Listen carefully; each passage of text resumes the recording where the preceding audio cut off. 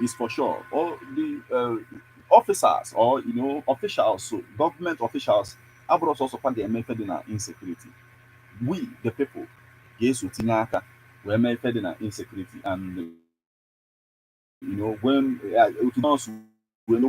it talk, be involved, and that's why Ribadu, the NSA, a lot of places, the hot, to that's why he said that anyone with arms should drop their arms and accept the amnesty. And the government will also help, in rehabilitation of such a person.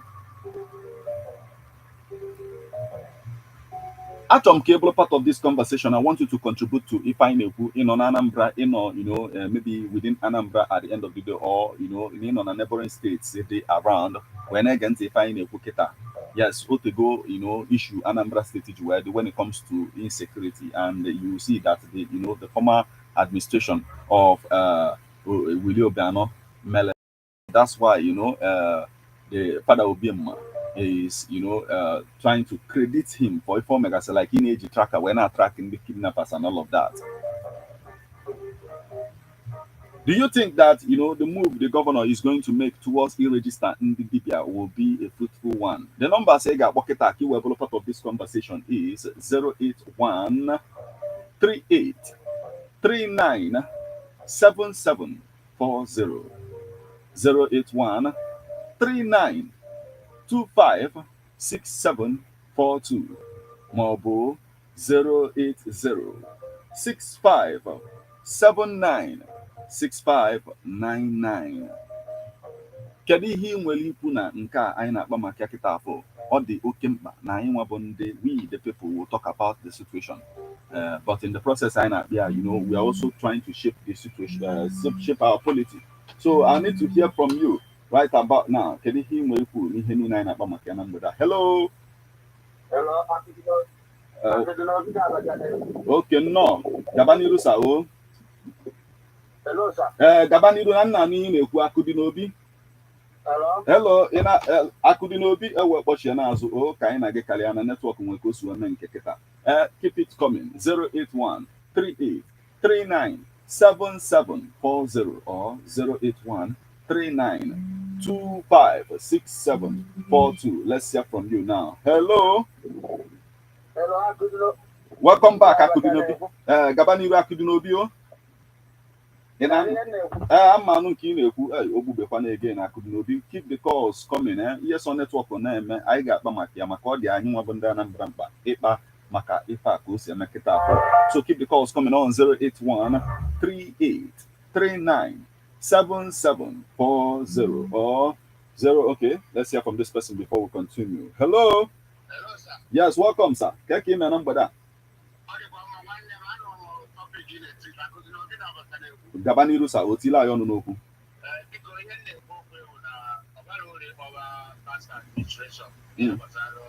Artificial insecurity.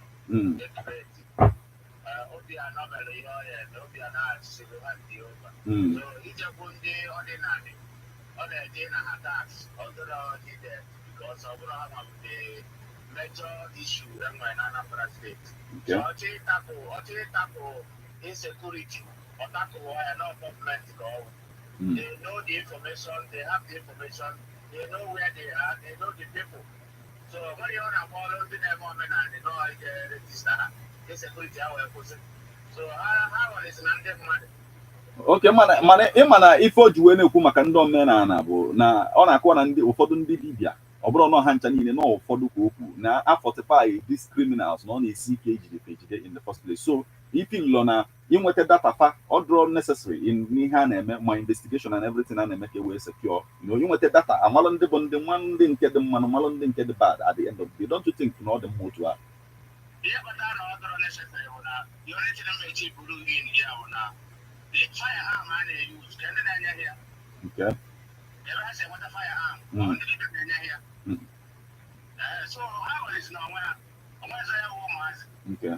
The awareness is all over. I told him the right thing, the needful, and they deceive people. Now they change the shadow, not the substance. Okay, so you na ko abana.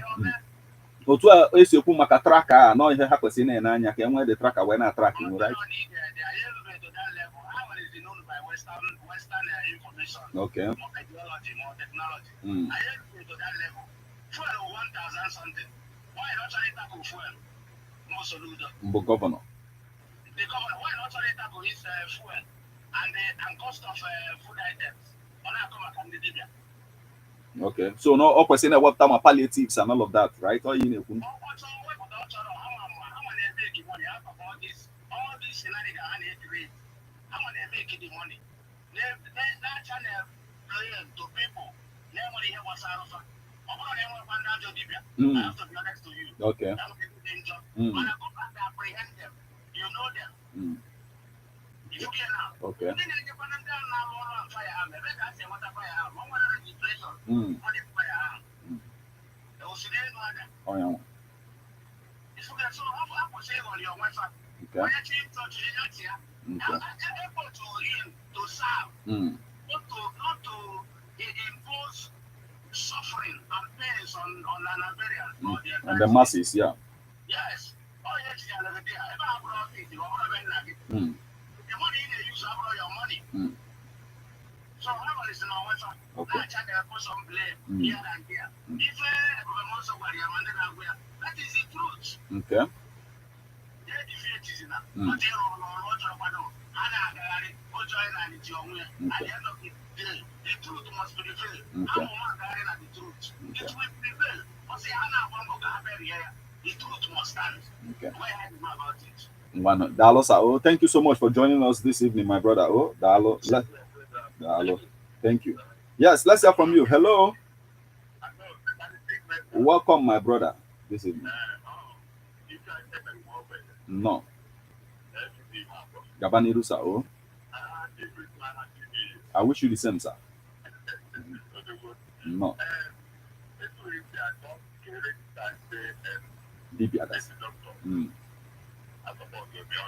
Okay.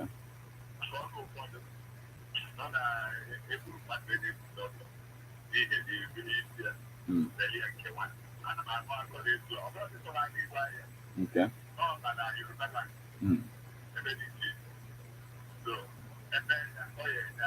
Okay.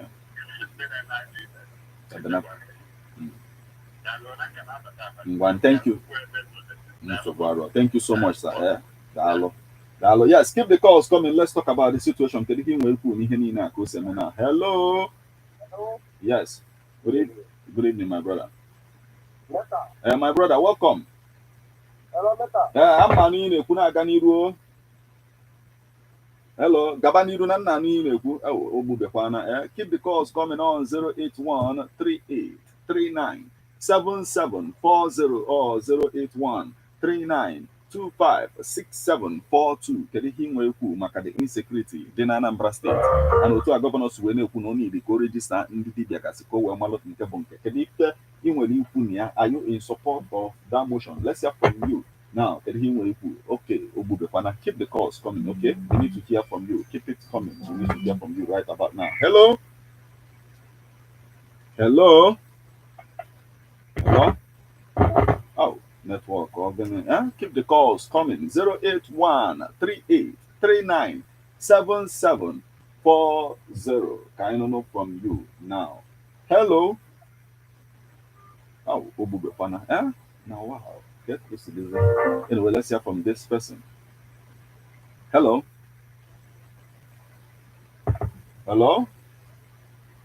Okay. Keep it coming. We'll talk about it this evening. Yes, the insecurity in Anambra State. Hello. Yes, good evening, my brother.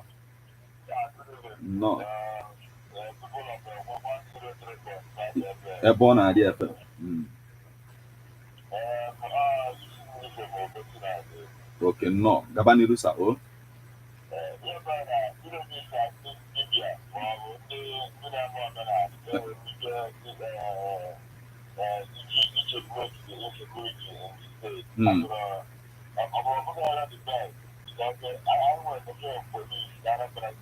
Okay. Where a lot of police officers, where a lot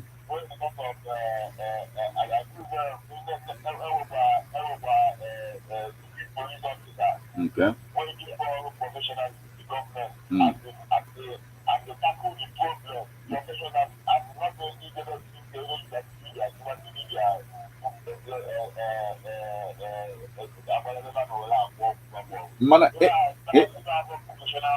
mana nekwa anya ihe na-ebutekwa ihe niile a bụkwa ma oke ite and a lot of things na-emegasị nke ikpeazụ a bụ ihe mere eji wee na-decide ya.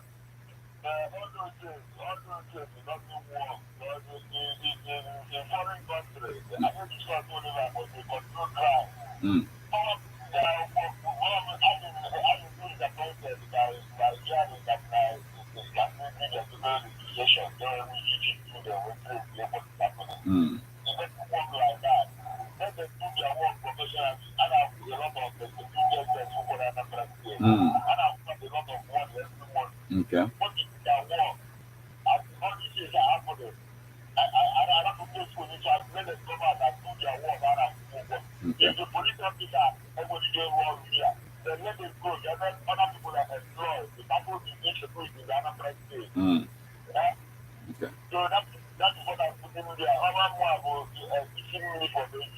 Okay. Dalo, thank you so much for joining us this evening. It's Emily from Ezuowere. Dalo. Yes, we need to hear from you. Some people they in support of e-register and DDBA. Some people Simba. Say support, say mania, Yotago, but let's hear from you. Hello. Hello, sir. Good evening. Good evening, my sister. No, get him my number down. We thank God. Naganiru.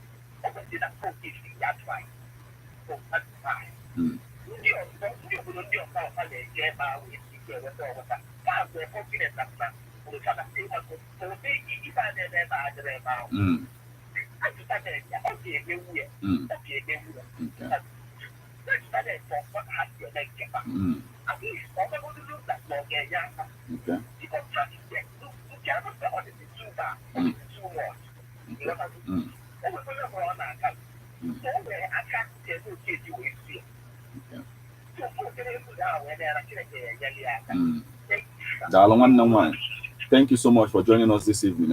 Keep the calls coming. We need to hear from you. Some people they support, yes, see register. Some people Simba. But let's hear from you. Hello. Hello. Yes, good evening. No, one no okay. Hello. I'm Manunki, Kuna Ganiru, and second no, Gabaniru Sao. Okay. Kebisa by what Tibia? Kebisa by Gabanirusa.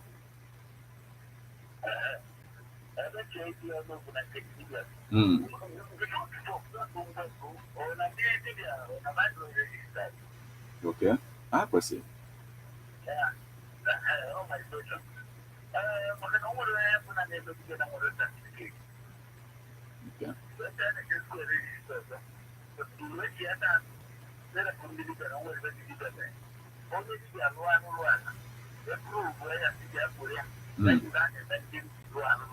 Okay.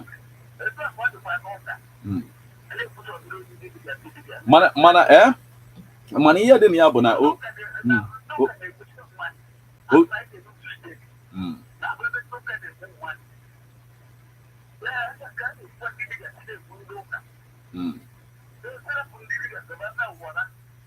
Yes, okay. Money. Okay.